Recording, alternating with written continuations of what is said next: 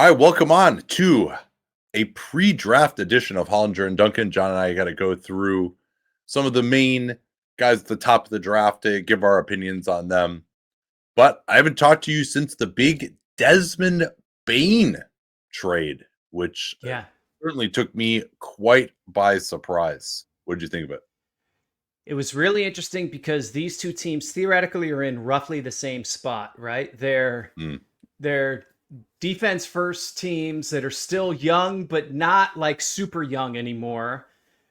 With their two best players hitting max contracts basically, and they're trying to figure out how to construct the rest of their rosters.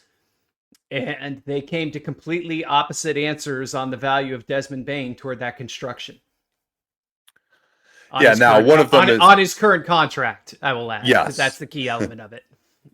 Yeah. Well, one of them is in the East and one of them is in the West. I was talking about this with Danny, actually. If you had to give me either Franz and Paolo to add Bane to or Ja and Jaren, I probably like Franz and Paolo as a foundation, especially given how much younger they are. Well, I would say yes, given the last 2 years of John Morant, especially. Yeah. Yeah. And Ja's just a tough fit, too, as we've talked about so many times. Like Steph Curry and Isaiah Thomas are really the only two small guards to ever be the best player on a championship team. Ja he brings a lot of defensive issues, and it's just harder for really small guys to perform at the highest levels. So, and his best year was 3 years ago too. Yeah, if Cleveland had won, Ty Jerome would have made it 3.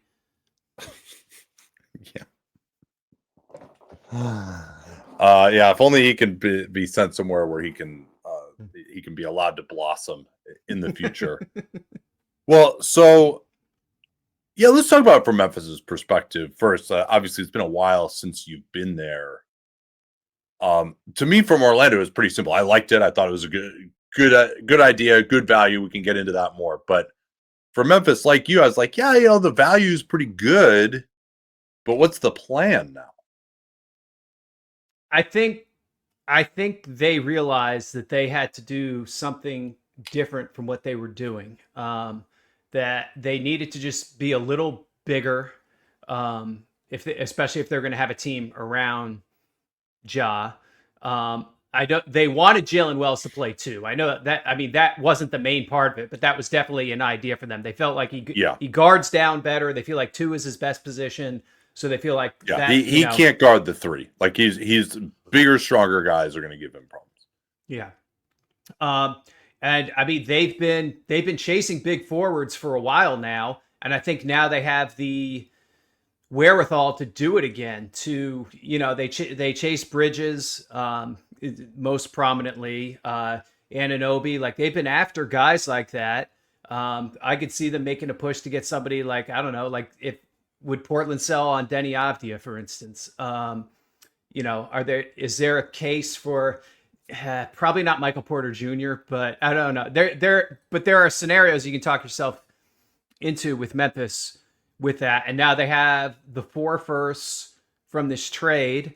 They still have, I think they have all their own firsts too. When I ran through it, they have between now and 2032, they have 10 firsts and 3 swaps. So because they don't have their 025 pick, but they just got one from Orlando. So they're in a really good position as far as lumping assets to put in a trade to go and get somebody. And then I think one of the things they did with this is if you're going to do the renegotiate and extend and go under the cap, they set themselves to immediately make trades to go back over the cap. Like with Cole Anthony's contract and with KCP's contract, they can't be aggregated for 6 months, but they can do, because the rules are so generous, Cole Anthony in a first for a starting caliber player, or KCP in a first for a starting caliber player who makes close to $30 million. Like those are legal now. So I think they can do some of that with the float they have between the tax line and where they're going to be after they renegotiate and extend Jaren and pay Santi Aldama. They'll probably use their room exception too. But even so, like they're going to have a ton of room under the tax line to do stuff. And this gives them the ability to make those types of deals. The other thing they can do is probably some shenanigans with that 16th pick where they use it to move John Conchar and move down in the draft. And that gives them the wiggle room they need to do that, renegotiate and extend with Jaren and get him all the way up to that 30% max. I think when I looked at it, if they move off a Conchar and Huff and move down a few spots in the draft, they have all the money they need to get Jaren to a 30% max on a renegotiate and extend. Yeah, I guess my feeling is if you look at it through, I don't really argue with what you're saying. If you look at it through the lens of just we're going to try to compete and take this era to its logical conclusion, and they just don't have enough scoring. Like their offense isn't going to be good enough at this point. I think like all of what you're saying is true, and I don't think they're going to like give up right now. They've been saying that they're not going to do that. They're going to try to bring back Jaren in the renegotiation extension. And maybe they felt like, particularly with Jaren making as much as he was going to make, also having Bane wasn't awesome. And they have Jalen Wells, they think is a starting two, making so little that now you can pour some resources in somewhere else. But like they don't have enough good offensive players. like Bane, Yeah. Bane might have even been their best offensive player. Maybe not in the Noah LaRoche system, but and Ja is pretty unreliable. Like they don't have. I mean, they have all these good supporting players, but they traded away a guy who's not maybe a top end talent, but still a very good talent that maybe could have been an all-star at some point in the future. So I think there's more to it than that. I think, yeah, part of it was, all right, yeah, you know what? We could be the 8th seed without Desmond Bane and get all these assets. Like, I think that was kind of part of it. The other part was just, are we really going to get Ja, Bane, and Jaren all playing well at the same time? Like Bane has kind of been hurt some, like that. Maybe it was kind of a feeling of like, hey, he's had these toe issues, these foot issues. Like we should maybe just move him while we can. But then ultimately, like this is a bet on Ja Morant. I think that bet's probably going to fail. And then, you got the most you could get for Bane. And if they need to go into a new era at some later point, they don't look like they're giving up now, but it puts them in a better position to give up in a year or two. I would agree with that. I don't think that's where this is heading. I don't get any kind of tanker reset vibe or anything. Like I could see them getting right back in the market. No, I mean, I agree with you right now. Like it doesn't make sense, but it just like, I mean, I just don't, unless they pull, and maybe they just say, hey, you know what? Like we're just going to draft more guys and hope that we get a star there. But just like Ja, Jaren, good 3-and-D small forward, and all these guys on rookie deals, like that's not getting you nowhere real. I mean, maybe it's not getting you anywhere worse than it was with Bane.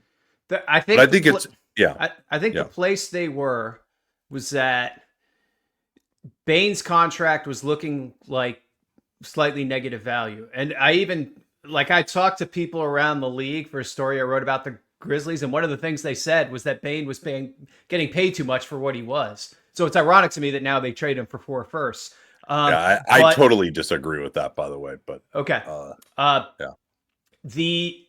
I think the other piece of this though is that they were at a point where they knew they had to do something fairly dramatic, and I just don't think Ja had any trade value. No.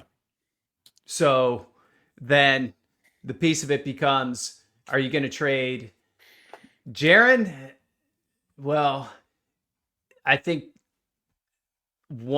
he's harder to replace. 2, I think there's a little bit of a, like Jaren is easier to trade after you've done the renegotiate and extend, because you're the only team that can do that, unless you send him to Brooklyn, basically. Yeah. So I think Bane had, like, if they were going to do something this dramatic, Bane had to be the guy. And I think they just saw an opportunity to get this kind of value and thought, like, there's no way in hell we're going to get 4 firsts for this guy at any reasonable date in the future. Let's take this bird in hand. Yeah, I guess I don't see, and maybe I just evaluate Bane at a higher level than some people do, which is interesting because I was telling people through most of last year that he just wasn't looking good, and then I thought he actually really came on towards the end of the year and was locked in with his shooting. That the system they were playing that was just predicated on one-on-one driving didn't necessarily play to his strengths. But I also really think that his ability to switch, be like a positive on defense as a help defender, and also be able to shoot is just such a rare skill set at the two. And that's part of why I liked Orlando having him. But I just don't know how you can tell me as Memphis, oh yeah, we have a higher upside as a team by moving Bane than we would have if we held onto him. Like, I just don't, like, now you're just hoping to draft Desmond Bane again is what you're hoping to do. Oh, and I don't think they're ever using these picks they get from Orlando. No, you think it's just they're just going to try. All right, well, if that's the case, then I will be proven wrong. I mean, to me, I wouldn't want to deal that Phoenix pick right now. Like, that could be like a top 4 pick possibly for next year, the 26th pick that they got. So yeah, no, that would be fascinating if they flip those. Then I'll feel differently. But again, I don't think you have like some huge upside if you put, even if they put like, OG Anunoby, which they're not going to get a guy that good in the space that Bane was in. I don't think that makes you like so much better of a team that's going to actually be, winning multiple playoff series in the West. So my feeling was you've decided it's just not going to work with Bane. And so let's just get something for him. But I don't think it's realistic to be like, well, it wasn't going to work with Bane, but it is going to work without him. That's the thing that I don't really understand. But I think I'm fine with them saying, yeah, you know what? It wasn't going to work with Bane. Like that part I can get behind. Yeah. Like I said, I expect them to chase big wings this offseason. Yeah. And because Ja to me has to prove he's worth adding to this team at this point. Like, can he stay healthy for 3 weeks at a time? He hasn't and can he get to an all NBA level again? If he can't do that, then you shouldn't be trading future picks to try to get better. I'm trying to remember the stat. He hadn't played more than 5 games in a row in like 2 years. Like he was gonna make it to 6 before he got hurt in game 3.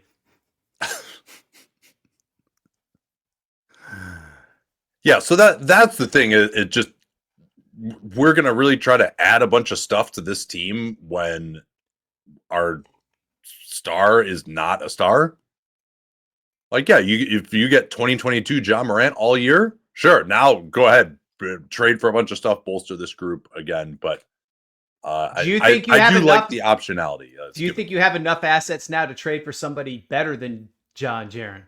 To trade for one of the 15 best players in the league?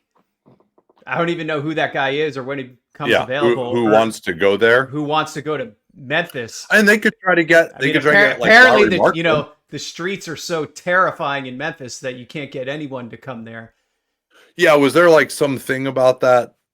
Like that people were like crapping on Memphis. It's like, let's not give this guy any more oxygen. But I will say this just because I got asked this too on Twitter. I'm like, when I say stuff about Memphis that people want to come there, that's just based on what I've seen from players, that Memphis has not been a place that like star players who are about to be free agents like really want to go to Memphis. Like, that's what it's based on. I love barbecue. I love the Mid-South. Like, I wouldn't be averse to living in Memphis. People are friendly, but I'll say I'm talking about from players' standpoints. From my personal experience, getting players to come there was much more difficult than getting players to stay there. Right. Yeah. And then you said that before. Yeah. The thing a lot of talking heads, I think, don't realize is the players all live in Germantown in gated communities. Like they're not walking around on Beale Street, like their experience is totally different. Yeah, no, that part is ridiculous. Yeah, that's like, what about marketing there? Ooh, that's spicy. Because with the shooting, the size, you play him next to Jaren. You could even can you play Lowry with Jaren and Edey and just be this monster huge team? You could maybe not against everybody, but you could roll that out sometimes. That's That's an interesting one. I kind of like that. And I think it would, again, like John needs to show me something this year, but I think that would make some sense as just an upside play where maybe Markkanen would be a little undervalued, and so that's they'd be Memphis Grizzlies would be all in on Finland at that point. Oh yeah, I forgot about the whole. Do they trade with Portland for the rights to Petteri Koponen too while they're at it? Is that who has his rights? That was who last had his rights when he retired, I think. Yeah. Maybe it was Dallas. I can't remember. Dallas had him originally. So how about from the Orlando standpoint, then? I think for them, this was I think they looked at it as they've been patient, and it's time to not be patient anymore. And they cased the market, presumably, and realized that this was the best player that they could get that didn't impede Franz and Paolo. Yeah, I think that's right. And I really like this deal for them. I mean, a lot of people, oh my God, Desmond Bane, I can't believe you gave that much for him. But all right, tell me what other player, available or not available, ticks all of these boxes. Under contract for 4 years, making less than the max, fits into their salary structure, more or less. Right? Yeah, I mean, but like with Suggs' contract decline, that they'll be okay. Can defend his position and switch, right? So their defensive system now is not compromised, right? If they needed more offense, so if you're going to get an Anthony Simons or Darius Garland or Trae Young, all those guys like fuck up your defensive system, which was awesome, I thought, against the Celtics. So obviously can shoot off the ball, can shoot on the ball. Like there's nobody else who ticks all of those boxes. And so like I think shooting guards are the most fungible position right now, but shooting guards who can shoot like that and also defend, like those guys are not out there, right? Like that's why Klay Thompson was such a valuable player for so many years. He was better, probably I would say, on both offense and defense than Bane, but although Bane's a better on-ball player than him. So, but those type of guys who can play at the near all-star level offensively and defend at the shooting guard position, because that's the spot that they had, right? Like it had to be either a shooting guard or a center. Or either a point guard and move Suggs to shooting guard. Yeah. So it didn't need to be either a guard or a center. Like those are the spots that they have available. Yeah. And to me, this trade was not a bet on Desmond Bane. It was a bet on everything else. It was a bet on Paolo. It was a bet on Suggs playing point guard. It was a bet on everything else they have. Yes, I agree with that. Also maybe a bet that the East is me a little bit weaker, but this is the point that I made was you don't get to choose the superstars that you have in the NBA. Like they have Franz and they have Paolo. Your job as the GM is not to say, these guys aren't going to be good enough. Let's not bother. It's let's assume that Franz and Paolo are going to become all NBA level of players, and Franz will remember how to shoot at some point, and then you build your team around those guys, and hopefully your stars can come through. You know, like Daryl Morey did that in Philly, and James Harden and Joel Embiid didn't come through, but he did his job to me.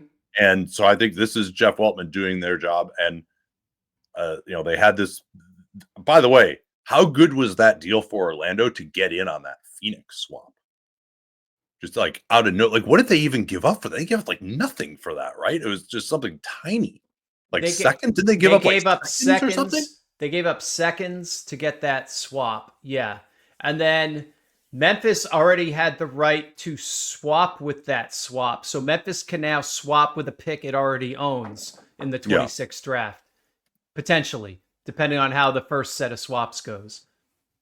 Yeah. But for Orlando to be like, we'll take the second of Washington and Phoenix. Like, that's kind of interesting. Yeah. So we'll see what Phoenix ends up being, but we'll talk about the KD trade in a second too, but I don't project them to make the playoffs this year.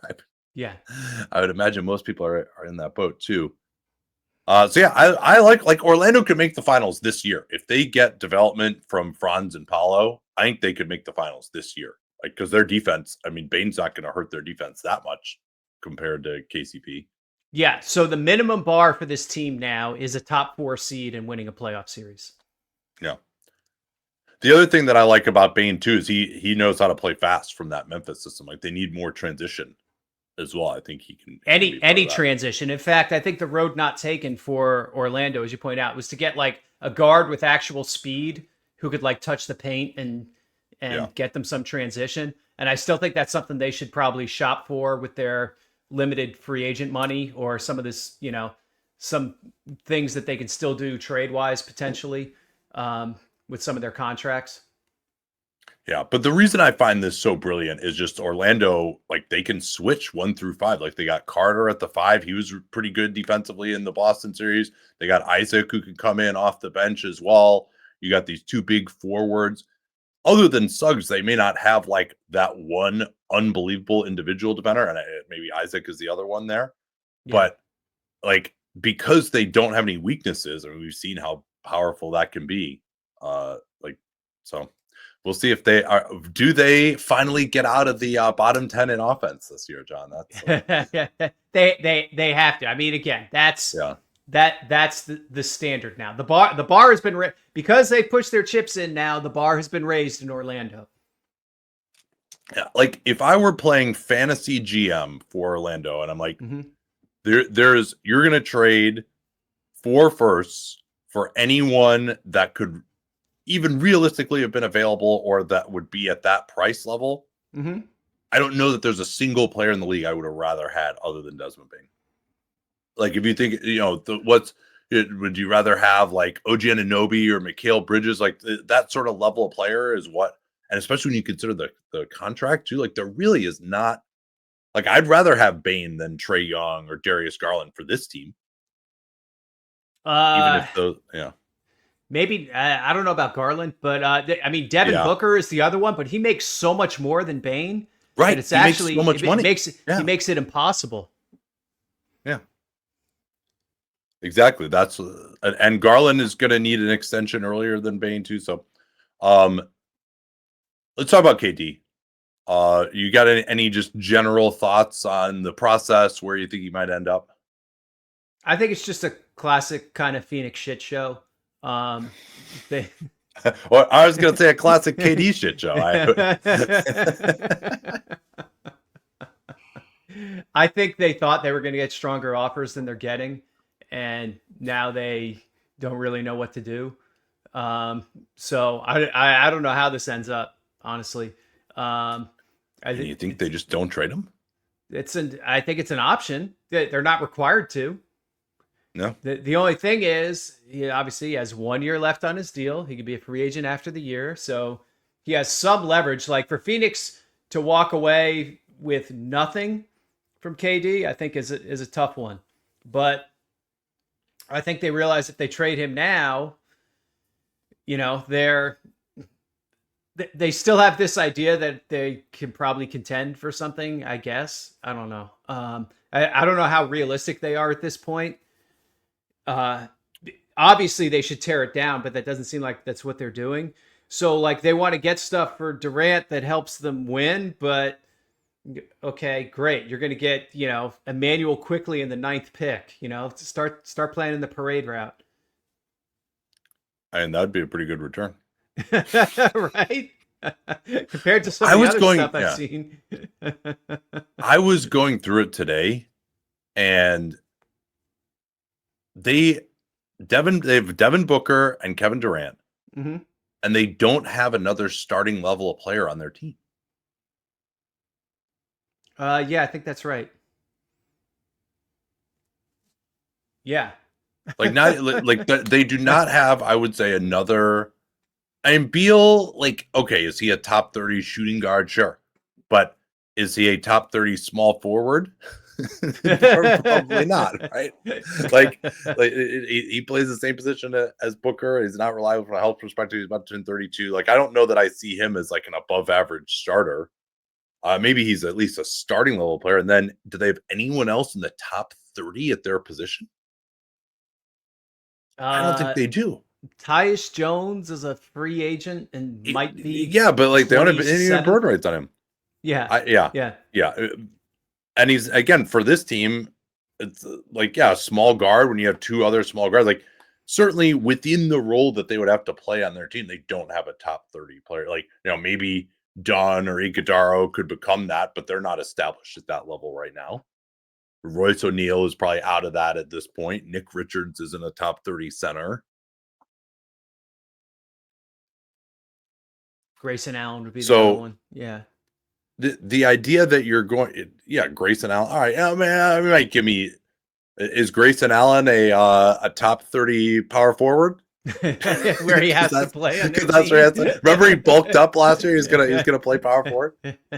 So like they're just so far away. And I know there's KD and Booker maybe didn't have their best seasons last year, but if you really look at who else is on this team, like they have nobody. And so this idea that we can just get back a couple of decent guys for KD and then a pick and then maybe trade that pick for some more guys, like, yeah, that's not, you're not there. Yeah. At all. You're just not anywhere or close. even being a playoff team. Yeah, exactly. Yeah, all you're doing is helping the Grizzlies and the Wizards. What do you see as KD? I mean, we've talked about this already, but as it's gone through, we've had to think about it more now. What do you see as KD's value, and which team does it? I actually, let me ask a different way. What team does he make the most sense on to you? So the problem I see is that I don't think he makes some basketball sense in Houston, but he doesn't make timeline sense. And it's the same thing in San Antonio. I think he does make some sense in Miami. I think that's the one that kind of intrigues me. Because what's the idea behind Miami? The Heat are just kind of fucked with what they have right now. I mean, they're just not good enough, but they're kind of all in with what they have too. So to me, like if they could, but the problem is Phoenix isn't going to take back just dead money and some draft capital, which is really that's the trade Miami wants to make, right? Take Terry Rozier and Duncan Robinson and take these draft picks and give us Kevin Durant. And I don't think that's the deal Phoenix wants to do. No. So as Miami, they have 20 this year from Golden State. They can give a 2030 and 2032 pick. Would you do, if you could just make it Duncan Robinson and Terry Rozier and those three assets, would you do that deal as Miami?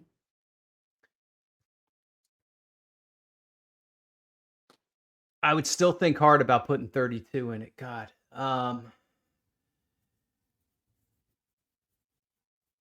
But if I knew I could extend KD, I would. Boy, that's tough. I'd be tempted as Miami. Yeah, I don't know. Like KD with Bam, like that's pretty good support for him.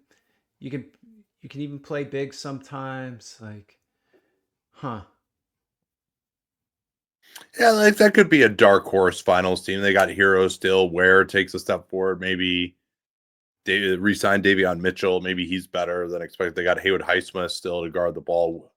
I guess, well, in this scenario, they're holding on to Wiggins, right? If they could hold on to Wiggins too, that would be pretty interesting. Yeah. Because if it's, I don't think they can though. I mean, because again, Phoenix is going to want players back. Yeah. If it's if it's Wiggins and Robinson going back to Phoenix, then it's like I'm not giving you two unprotecteds. Also, no. To me, the best basketball fit is Minnesota.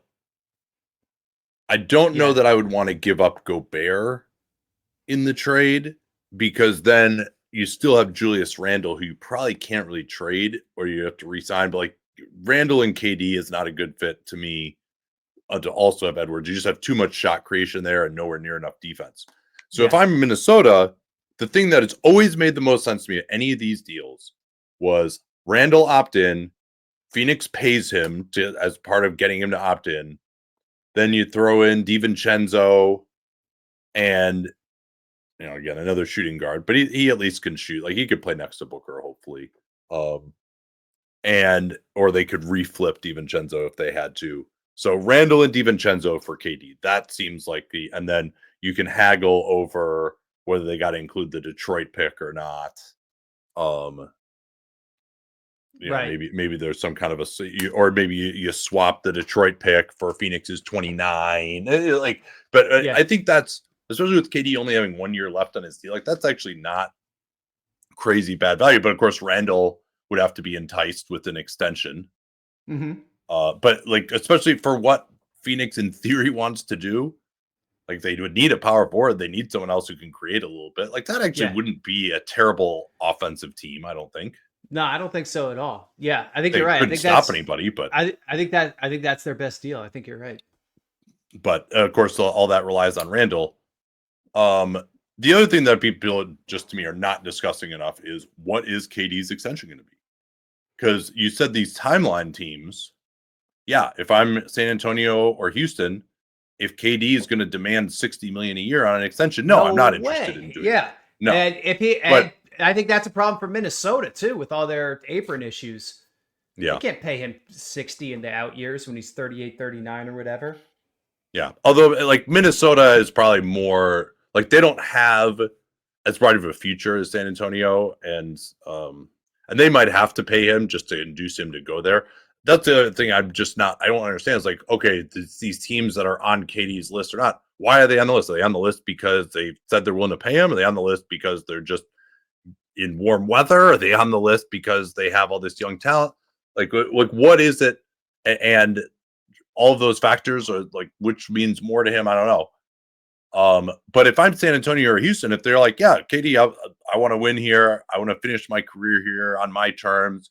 I'll take a 2-year extension at $70 million, $35 million a year, $40 million a year. That would actually be commensurate with his contributions. Yeah. When he's 38 and 39, then yeah, I'm willing to actually give something up and get him. If I got to pay him 60 when he's 38 and 39, no, I'm not interested in doing that. Is there an angle for the Clippers, or is his money just too crappy? I'm trying to think. There's like Paolo Bogdanovich, I guess. Yeah, another shooting guard. Two of them. Well, so KD and Harden are going to reunite. Maybe you just fucking do it because, like, what else are you doing as the Clippers? Right. But if I'm LA, I don't want to go pay another like 3 years of my draft. That's the thing. They're so KD. Far out already, and like you're not. I don't know. I mean, KD, Kawhi, Harden, and Zubac. That's another one too. Where hey, if KD were willing to extend for a little bit less, and or maybe just do a 1-year extension to line up with having cap space in the summer of 27. Or maybe they just don't re-sign Harden and do KD instead.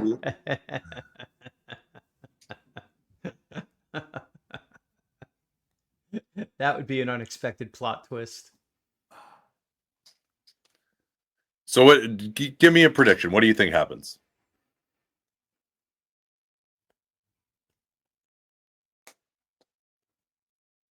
I think Minnesota might actually happen. I think so too. Because I think that once you strip away all the things that he wants to do, but that don't really work for a variety of reasons that we already discussed, you're sort of left with Miami and Minnesota, and I think Minnesota's probably the more realistic of the two. Minnesota, to me, will be the most motivated buyer. And they also have the most things.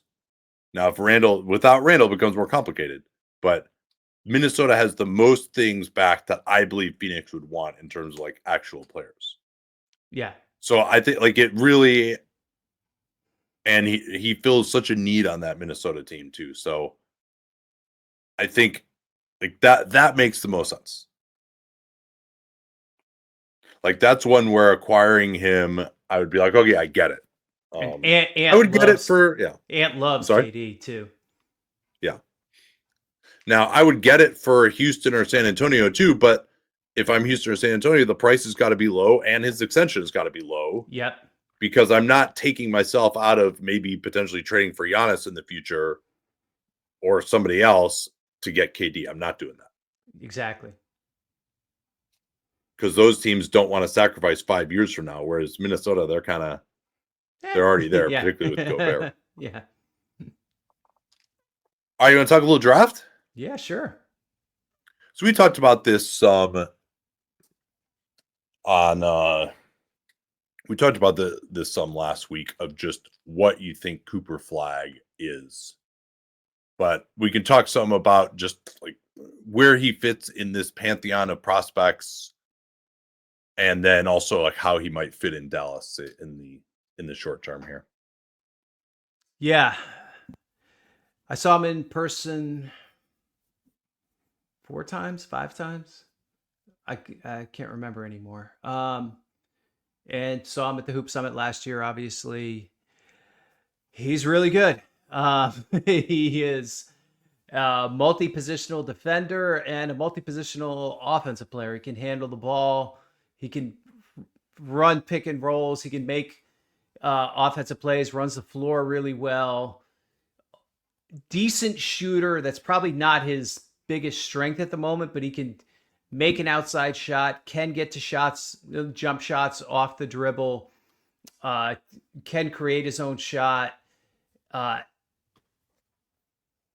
Good handle, can get downhill off the dribble, tends to kind of spin in the paint a lot, and that causes some turnovers for him sometimes, rather than just get all the way to the cup on a straight move. But man, he's really good, and he was almost the youngest player in college basketball this season, and still was the best player in college basketball. So still a lot of upside there. I think as a prospect, he's probably not quite on the level where we had like Anthony Davis, LeBron James, to use a couple of examples, Victor, probably not quite on that level, but kind of one tier down. What would he would have been, he'd be the number 1 pick most years. Yeah, I would say, he's probably on the level of like a Zion to me, but he fits, like that's the thing is because he doesn't really have any weaknesses, he's just gonna fit anywhere.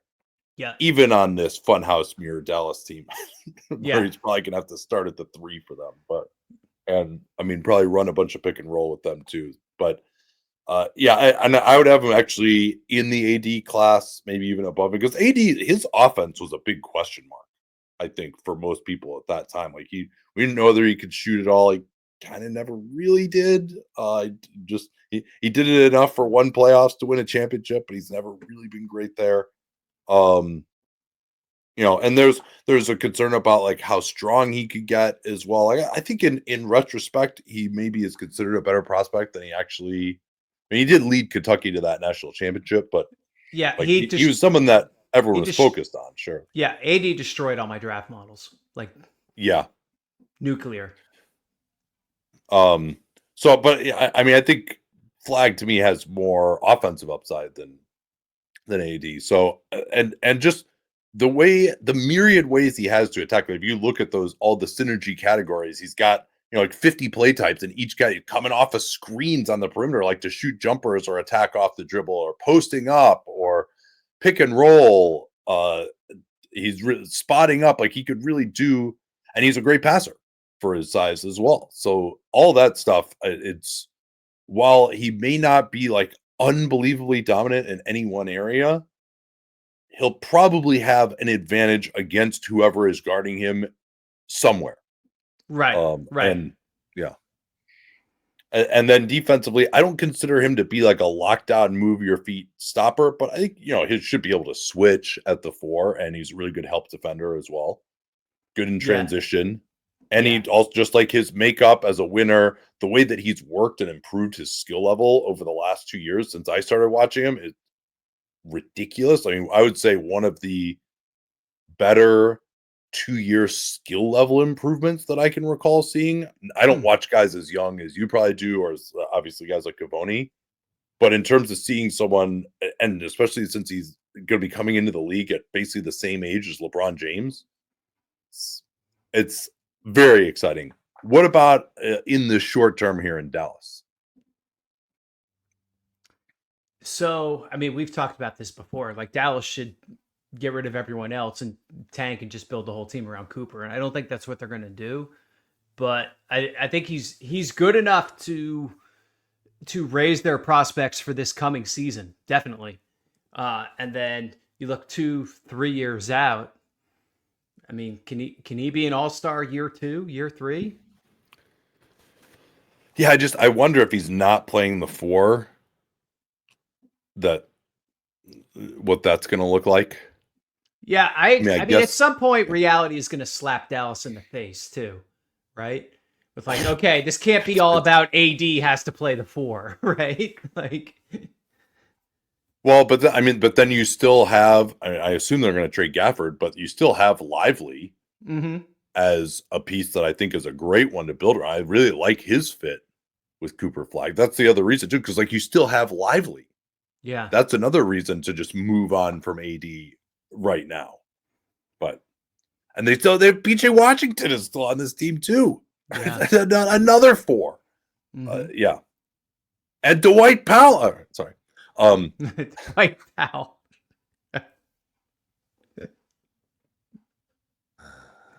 Still there. Think you'll opt in or? Okay. Number 2 on your board. Dylan Harper from Rutgers. Left-handed point guard, good size, good finisher despite not being a crazy athlete, good frame, knows how to play. A little bit of like Cade Cunningham to him. Not the shooter as a collegian that Cade was, but also wasn't as turnover prone. A little smaller at 6'5". I think he's just going to be a really good player, ball in hand player, pick and roll, run your offense. So feels very, very safe at like a pretty high level. Yeah, he's just such a good ball handler at 6'6", and he can use his body to get to spots. He's devastating getting to the basket, finishing at the basket. He's got a good right hand, which a lot of lefties don't. Great at changing speeds, getting the shoulder by guys. Danny compared him to Harden. Maybe not like young Harden, because young Harden had more of a wingspan and was more explosive, and frankly was a better shooter. But I think actually kind of closer to what Harden became as just having an unbelievable handle at that size, strength, able to kind of just bully guys off the dribble who are smaller than him. But the big question to me is Harper's jump shot. What do you make of Harper's jump shot? It's okay. Like, yeah, he'll make enough of them, but you think so? I don't think it's scary. I think there are teams that will play under and dare him, but I think also, I mean, we've seen over time, I mean, guys do improve their shooting as they get time and reps in the league and whatnot. And his shot isn't broken. So I think he'll be okay there. I would say it's not necessarily how often it goes in for this player type. It's actually fine, I think. But it's more just where he releases it from that bothers me, both because I think it's unlikely to go in because he shoots it kind of off his chin and very flat and out in front of his body, but more just in terms of getting the shot off, right? If part of the appeal of this guy is his size, then if he's going to shoot it 6 inches lower than he should be, guys can still bother his shot even though he's bigger. And so I don't like that aspect of it. And I think just it's not like a classic form in terms of the arc either. So I think he can, especially in San Antonio where they have a great development program, I think he can fix it. But I think he's going to need to fix it. Like if he's still shooting it out in front of his chin 3-4 years from now, like that will be a disappointment to me. I think he will not reach his potential unless he does some surgery on the way he shoots the ball. Huh. Like I really don't like the low release. Mm-hmm. For a guy like this who's not gonna just like blow by you, get a ton of separation. Yeah. Like he's gonna needs to play kind of in tighter areas. What do you think of his defense? It's a tough eval on such a bad team. Yeah. But I mean, there was some defensive playmaking, like with steals and stuff. Like he was okay. I don't know. Like it didn't like stand out on that end. Like I think he'll be fine. I don't think he'll be a target or anything. But what was your take on him? So one of the things that I'll do early on before I actually watch games is I'll just watch all of a guy's steals and blocks. So I just want to Okay. see like what kind of plays are. And some guys like they'll get a bunch of steals. VJ Edgecombe was kind of like this, where just the ball kind of just seems to come to them and they didn't even really do anything. Mm-hmm. I thought actually Harper, when he would get steals, he was like making good plays, had good hands, had pretty decent anticipation. Like he's just a smart player too. Like he knows how to play. I think he had more of a reputation as a winner, I think, before he went to that terrible Rutgers team. Mm-hmm. And so, but I was like, yeah, this is actually like pretty interesting stuff. I think he averaged like 1.4 steals or something, and nothing crazy, but not terrible. But then in watching a bunch of the games, he just like stood there so often that, Uh-huh. but I do think he has decent recognition and decent hands and strength. Like, I don't think he's going to get lit up at the point of attack. Like he's strong Yeah. enough and quick enough. Like if he's one of these things where I think the appeal of him being big is if he's your worst defender, then you're in pretty decent shape because he Yeah. could fight a little bit in the post. Like when they switched, I thought he gave decent effort. So I think it's really just more of an effort thing. I think he's going to be totally solid there on I defense. agree. You never know. That's the hardest thing I would say to evaluate, but I think Mm-hmm. he has enough tools, enough of a brain, and he's not like a lazy player Yeah. Yeah. just in general. Yeah. All right, number 3. VJ Edgecombe. Yes, I think we're gonna disagree on him. Although I still need to go back and watch the Bahamas tape because Gavoni was high on him too. Give me Okay. the case for. Well, actually, here I'll give you my case on why I was lower on him, and Okay. you tell me why that didn't resonate with you. Mm-hmm. I guess part of it again is just the shooting guard thing that I don't feel great about a shooting guard. I don't think he's a point guard. I don't think he has that type of wiggle or feel or passing.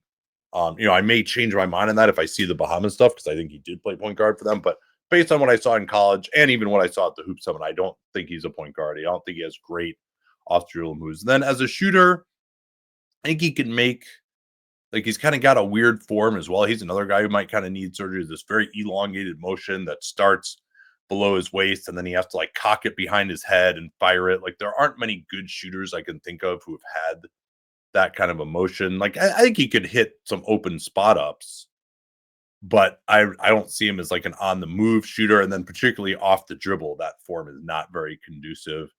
And then defensively, I think he could be really good, but not. I didn't see like preternatural instincts or play hard there. And then finishing at the rim, this is something that usually gets better, but he didn't have a lot of feel for finishing at the rim. It's just, I could jump really high. I'm going to jump really high. I'll figure it out in the air, bounce off the guy's chest, and he would just fling it off the backboard. Like his numbers on Yeah. finishing were really bad. So I just couldn't really come up with that many comps for him where I felt like he was an all-star level player. I have a couple which I could get to, but I that was my concern. So at least in my initial evaluation, I am a lot lower than When most you of these watched guys. him shoot, were you watching early in the year or late in the year?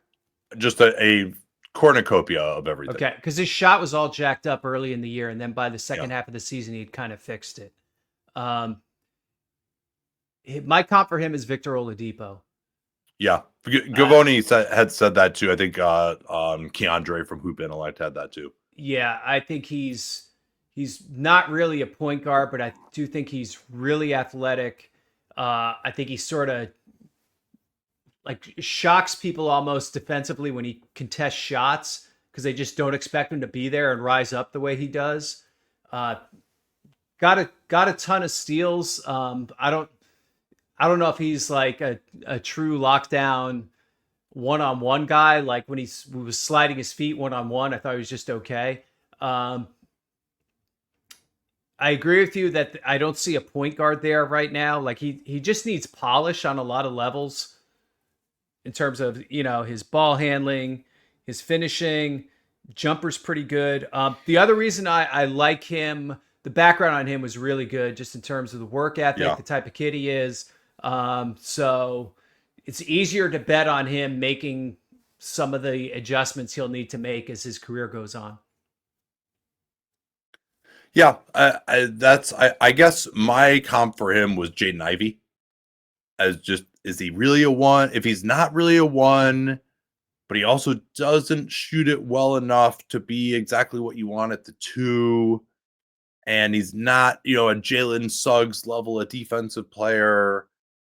Like there's definitely some raw tools there to be sure, but I don't know. I wasn't guards that don't have just like a great feel for dribbling and finishing. I'm just not like in love with. Mm-hmm. So yeah, I wanted to go watch this Bahamas stuff. You and Gaboni both said that, so I guess you didn't say it, but you probably would tell me to do more work anyway. So Yeah. I should. I'll watch that and see if that changes my opinion at all. So I had Ace Bailey as number 3, and I will say the way that I do things is basically just almost totally on the film. Mm-hmm. Some of the stuff that you're hearing about what he wants to be as a player and why he might be falling in the draft, and part of the appeal of a wing like him is that he can do all this other stuff that guys who are smaller can't do. But you see how non-serious his shot selection was at Rutgers, and part of the appeal is he's got this 8'11" standing reach. Maybe he can do a little around the rim defensively. He was just so weirdly inconsistent in every area, but I still think just his skill level, the shot making ability at that size, he might even be able to play some power forward potentially. And there's also no one else that I love at that point in the draft. I think if you compare him and his skill level to other wings who've gone in the top 5, like he's at a more advanced level from a skill level than a lot of those guys, and maybe isn't quite as athletic as some. I also think though, what are we saying for skill level? I mean, I think he actually can dribble better than a lot of those guys. He definitely can make shots. He has a good handle for 6'7.5". Yeah. Yeah. Well, but he's 6'9" in shoes and has an 8'11" standing reach. Like I think 6'7" to me is smaller than he could be. Now he's kind of thin too. Yeah. But he's got a lot of length, and especially that standing reach, I think is power forward, even like small center size. And so I don't think he can play 1 minute at 5. I think I agree. People were surprised how short he measured, and that he's really more of a 3-4 than a pure 4 even. Yeah, no, I agree on that because he's also thin. But just in terms of like what the standing reach is, was all I was limiting that to. So yeah, I think his skill was pretty high relative to this type of player, and I think athletically he would have these moments where he looked great athletically, others where he like wasn't really able to get off the ground. I think if he gets into a strength program, there's a possibility skinny guys like him can look a lot better athletically. Like Jaden McDaniels is someone who kind of comes to mind there. For me, like I think he's got a lot in common with Jaden McDaniels physically. Jaden McDaniels also had a tragic college season at Washington, and then ended up obviously being a lot of Minnesota. And Ace, like his first step will look good sometimes. Other times it's not amazing. He also has small hands, so he's not an unbelievable finisher. Like there are a lot of weird things about him,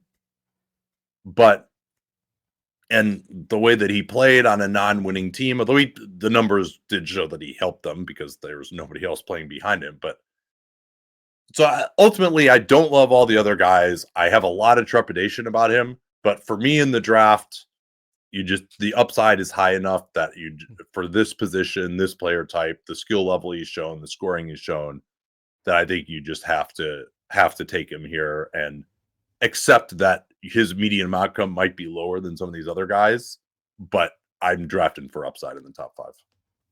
Huh. All right. I had him 12th. I fucking love when you break in with that. Yeah, who did we have? Holland was the guy last year that you had at like negative 47. Yeah, I mean there were no good answers in last year's draft, so let's give everyone. Hey, I don't know. Castle's looking decent for you so far. Yeah.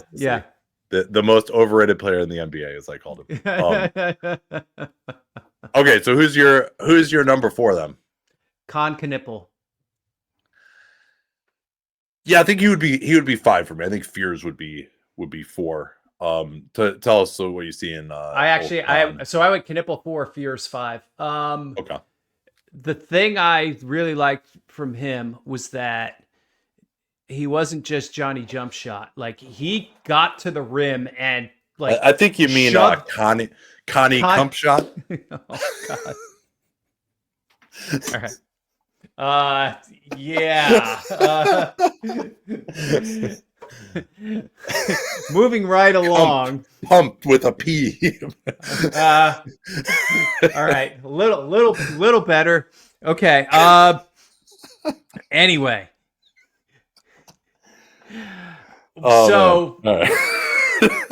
This player, he can really get to the rim on straight line drives and has a lot of strength to him where he just moved guys out of the way, finished through contact, got all the way to the rim. And that stood out to me. Finished through contact. Okay. Got it. And good. Go ahead. Played. Wow. This is the stupidest I've ever been.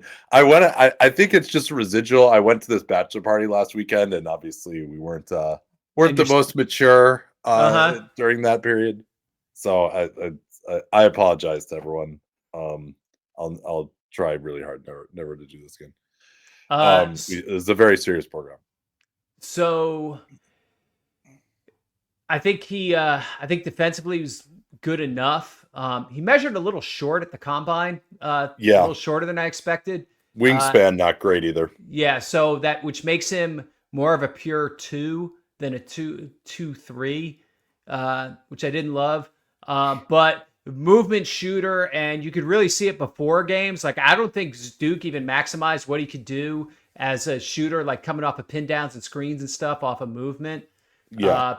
Because I think he has a lot of that in his game. And yeah, I just think like for an alleged shooting specialist, he had a lot of stuff in his game, like defensively, putting on the floor, getting to the line, making plays for other people. And this is as a freshman in an elite program. So yeah, I really liked him. Yeah, I like both his dribbling ability for this player type, his passing, his pace, and then also the size. Like he's not going to blow by guys, although I thought his triple threat game and footwork showed the ability to get by people a little bit. And it's more just if he can get that initial separation, he's big enough, probably not going to be guarded by guys who are bigger than him, that he can get to spots, he can shoot over them, he can get in the lane and make plays. So, and then also defensively, I think he moves his feet pretty well. He can't jump at all. He is a terrible leaper, but off of 1 or 2 feet. So that's a little bit of a concern. But he even has like, I actually could see him maybe being an all-star. I don't know that a lot of people see it that way. He's good in the analytic translations, of course, but just there's even like a little Luka to his game as far as changing speeds, dribbling. He doesn't have the same size or passing ability as Luka, obviously, but just being able to get to spots, finish, be under control. Like there's a little bit of that aspect using his body that I think he could possibly weaponize. So yeah, I think I had him 5. Yeah, I think I do have him 5. So how about Fears? You want to talk about Fears? I do, yeah. Do you want to go first, or are you waiting on me? So I think he just one of the best handles of anyone that I've evaluated in the last 10 years. And that's number one. And he also is very young and doesn't have a lot of experience, but he just gets by guys. He's ridiculous in transition. The moves that he makes at speed are awesome. And like that's the thing. Like he gets by guys. He can get to where he wants to get on the floor. Just incredibly creative. He's going to be terrible early in his career for sure, but I think he's got decent enough size for a point guard. And he's not a nuclear athlete, but he's very fast in a straight line, and I think he'll figure out the finishing enough also. I thought some of his finishes were spectacular. I just think the difficulty level of some of the stuff he was attempting was the biggest reason he had such a low 2-point shooting percentage. But he's taking it off of his dribble with one hand, finishing over a big high glass. I mean, that's the high level stuff, and he can get to those shots. Well, and the flashes for him were amazing. I mean, you might even say that Ace had some pretty good flashes too, but in terms of that and how raw he is, that stuff just shows up off the page. It's just the fact that he is not just at all polished at all as a prospect in any way. Mm-hmm. And he just has got a lot of work to do. I thought he got better as a passer, and his vision, I think, will be adequate, especially considering the amount of gravity he's going to have drawing the defense with his ability to get it in the lane. And the jump shot, like he shot 85% from the free throw line. I don't think his form is like totally jacked up. Like I think it'll be good enough. His shot selection was pretty atrocious. Yeah. So there are all these things. Even defensively, I thought there were moments when he could really make plays, but he only probably slid his feet 10 times all season. Yeah. And, they had 3 guards. They always hit him on the worst guy. Yeah. So ultimately, there's enough there in every area that I was really enamored of the upside, but the question of what type of worker he's going to be and can he make himself into a truly serious winning player, I do have big time questions about that. And so to me, what he sounded like in the interview process and the background stuff would be very important, but the raw tools that he has to work with are off the charts. That was the thing for me, because his numbers, like his sort of analytic translations, had some red flags in them mixed with the good stuff. But the tape on him, like the best plays were just mouthwatering good. And no, he probably had like 20 plays during the season where he just like made guys fall down. Like it's absolutely insane. Like he's up there. And who would be your list of like the best ball handlers coming out of college in like the last 15 years? Like Kyrie is probably on that list, right? Kyrie obviously would be the top guy. But I think he gets that's the other thing too. Like he's not doing this like dog and pony show with his dribbling. Like everything that he does actually gets him places. Yeah, which is, I would say Kyrie is used to be. He's not like this anymore, but so like as far as an effective handle. For just a pure point guard level guy, like there are not many guys above him. I had a list when I did the as I went back through it that there really is like Ja would be the other guy.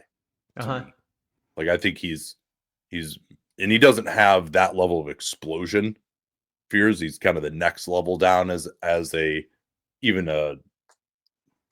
2 levels down as a vertical athlete and 1 level down as a horizontal athlete. Yeah. He's not dunking on guys. No. So, I mean, like I like him in Utah because I know they have other point guards there, but he has way more upside than those guys do. I would, if he's there at 5, I would just take him. I don't think Utah has anyone who's good enough to say we can't draft over this guy. Yeah. Except, I mean, maybe Walker Kessler would be the one exception. Yeah, I wouldn't want to take like Malawatch if you already have Kessler. Although I wouldn't mind just trading Kessler too if I were there.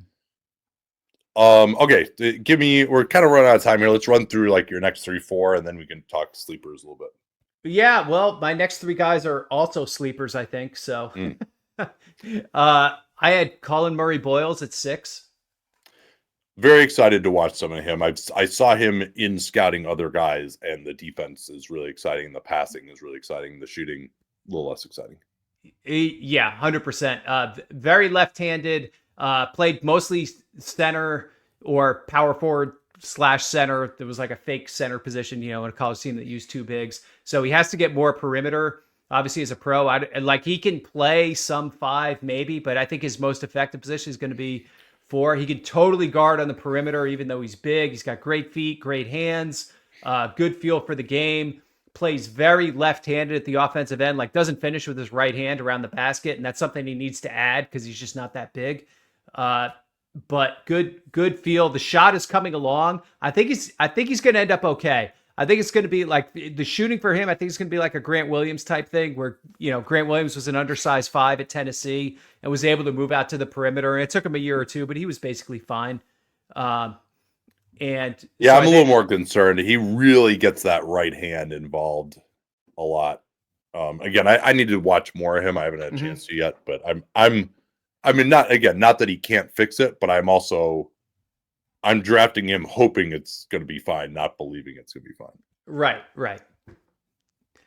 Yeah. So yeah, I was suspicious of him at first, the first couple times I saw him, especially last season when he was thinking about coming out, but I think I've seen enough progress for him as a perimeter offensive player to believe in that more now. And then the defense, I think, is real. How old is he? He's a sophomore, so I think he's 20 now. He's like 20, yeah. Again, in what limited amount I've seen, I'm always wary of these comparisons because this guy is one of one. But of all the guys who have been given the label as the next Draymond, to me, he seems like the closest to that in terms of his passing ability and then the playmaking defensively and being strong and ability to move his feet. I think he, whereas Grant Williams was talked about as the next year, I was like, no, he doesn't have any length. He doesn't make any plays defensively. Yeah. He's not that kind of passer. There's always, okay, this guy's kind of sturdy and he's undersized. We'll call him Draymond. But Murray Boyles to me has at least close to that level of feel. Again, you don't want to say it's that level because Draymond is one of the smartest players to ever play. Yeah. But in terms of just his playmaking defensively, blocking shots, getting his hands on balls, making passes, playing hard, he does check all those boxes as much as you could hope for at this stage of his career. Yeah. He's also extremely chill, which is not Draymond. But it's a different version of Draymond, an alter ego, maybe. Okay, next. Noah Esseng from Radio Farm Ulm. I gotta know what Radio Farm is. Is that like a pharmacy? I don't know. Yeah, some of those measurements for him are pretty shocking. I haven't watched him yet either. Yeah, skinny for foul drawing artiste. Benedict Mathurin will be looking at this guy with jealousy. Wow. When he sees the whistles he draws. A good just good up and down, running the floor, defending, pretty good feel for the game. His shooting is still coming around, but he has finishing skill around the basket. So yeah, I like him a lot. I think I'd compare him a little to Bilal Coulibaly, except I think he's more of a 4 than Coulibaly. He's a little bit taller, and has a little bit more kind of instinct for defensive playmaking at the same age. Yeah, so Coulibaly is probably a little bit more explosive, I would say too, but the length of Esseng is pretty ridiculous. He could be like the actual good French standing reach guy, not Tijan Salon. Yeah, and much better numbers in the European League than any of the French guys who were drafted last year had. Yeah. People haven't heard Trey Johnson's name yet, so what are your thoughts on him? I had him 11th. I think he has the profile of a lot of guys who end up being disappointments in the draft, where it's just all shot making and there's not a lot else. He may be so good a shooter that doesn't matter. Yeah, that was kind of Danny's thought on it. He was actually higher on Trey. Mm-hmm. But I just didn't see a lot. When it's all tough shot making, I worry about it.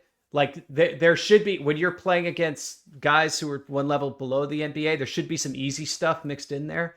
There just wasn't a lot of easy for Johnson, so that worries me. Yeah. Now I don't know if you consider easy like coming off a screen, putting your foot in the ground, rising up for a three. Like that's a good shot for him, right? And he can also make jumpers off the dribble from three. Like I believe in his ability to do those two things, but it really is just absolutely nothing else. Now maybe the light could turn on because he's not a horrible athlete as these shooter types go. But just like the fact that he couldn't even like sniff a defensive rebound as a guy, and because he can actually jump pretty good off the 2 feet. He's slow, but he can jump pretty well off the 2 feet. To not ever just like get in there and jump as high as you can and try to grab the ball as it comes off the rim. Like when you're that bad in all the floor game stuff, that almost says something even about your upside as a scorer. Yeah. 5.5% rebound rate in SEC games this year, which of all the prospects I look at, of anyone 6'2" or taller, his was the worst. Yeah, that's really bad. I mean, okay, he wants to leak out a little bit, some too, but and then the other thing is like if he could get by guys even a little bit, I would feel better about him. And the other way I could see him succeeding is I think he does have an okay frame. He was too weak to do this year, but if he could kind of get to spots and rise up in the mid range, and maybe because I think if he gets a decent look, he can make those shots. If he can use his shoulders and that off arm well enough to get to spots and become a scorer there, maybe that's how he could live up to some of the projections of where he's going to be drafted. There were definitely times where he posted up guys and just big boyed them. So yeah, I can see that. Okay. Any other sleepers you got before we wrap up here? Carter Bryant, my number 8 player. Yeah, I like him a lot too. So he was actually on the Portland Generals. Shout out Portland Generals right here. And played great he was good on them 2 years ago at the Hoop Summit. And just again, the positional size, like I don't know if he's ever going to be a great scorer, but he can shoot okay, plays hard, strong, NBA body. Like, yeah, he could be a starting small forward someday. Yeah. That's a top 10 draft pick. Yep. I agree. Good passer too. Yeah, I think there's a little bit more there as a scorer than we've seen. Yeah, I just don't know how limited his handle is versus just if he was shoehorned into a limited role at Arizona. Yeah. So like he did a little bit more as a scorer in that game that I saw, the Hoop Summit scrimmage. Yeah, so exactly. He's got a little something there. Yeah, anyone else? Do I need to go further down here? We haven't talked about Derek Queen. Should we talk about him? I suppose. Or Malawach. We could talk about Malawach too. Yeah, I wasn't crazy about him. No, why not? I mean, he's just like a big 5 who I guess sort of does stuff. Like he's a lob threat. He's a really good offensive rebounder. There's no post game. Didn't really see a lot of field. Doesn't actually block that many shots for a guy of this ilk. Shows some ability to guard on the perimeter, which is kind of interesting. But I don't know. I think people are looking at the size and kind of projecting a little bit, but I think there's a lot that still needs to be colored in. Gavoni was saying he thinks he'll shoot it. I think he can make perimeter shots. Like he made threes in games off the catch sometimes, but I mean, it's like a Mo Bamba 3. It's like, yeah, you can make it, but it's like, I'm not worried about that either. Yeah, that's the question, right? Does he get above that 4 per 36 line where you're actually going to start guarding him, or is it going to be Valanciunas type of party Yeah. trick if he's left wide open, and if you make 10 in a row, we'll guard you out there. Yeah. Yeah, he's another guy I really want to get into. This is good. I've sort of been doing more off-season stuff. This has whetted my appetite for watching some more film now on some of these guys. All right, we can pack it in then, and John and I will be back after the draft. So probably not on Wednesday, but we'll figure out either Thursday or Friday, depending on whether we decide the second round is so important that we have to wait to record after it. All right, so we'll talk to y'all next week. Thanks so much for joining us. And also, I want to remind everyone on Dunked on Prime, where you can hear every Hollinger and Duncan, and of course, get our full mock-off season, which should be coming out within the next week. Or so you can use the code MOCK-OFF-SEASON 2025 to get 35% off a yearly membership at Dunked on Prime. That link is in the show notes. We'll talk to y'all next week.